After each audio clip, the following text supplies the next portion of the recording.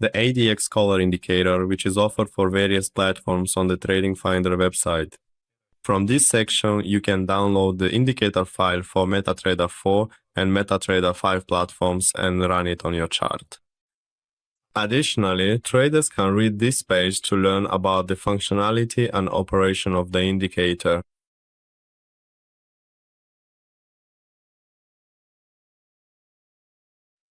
From the Navigator section, select the indicator file and drag it onto the chart to run the indicator.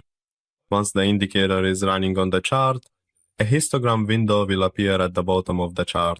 The ADX Color Indicator is an advanced and enhanced version of the ADX indicator, which allows traders to identify bullish and bearish trends, as well as market volatility. In the histogram section, we can see three different colors, and when the histogram bars are displayed in gray, it indicates a ranging market trend. When the bars are red, it indicates a bearish trend in the market, and finally, when the bars are green, it signals a strong bullish trend with high volatility. The best time to use the histogram and enter a trade based on its signal is at the end of a trend. For example, here the price has been in a downtrend. The histogram bars were displayed in red, indicating a strong bearish trend in the market, and eventually we entered a ranging market, and after this ranging period, green bars appeared, which we could have used as entry signals for a trade.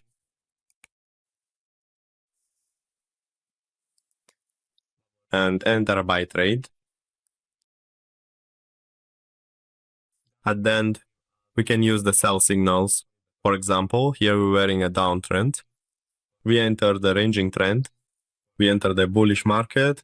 And after that, we again enter the ranging zone in the market. After this ranging period, sell signals were generated, which meant we could have entered a sell trade here and made a good profit.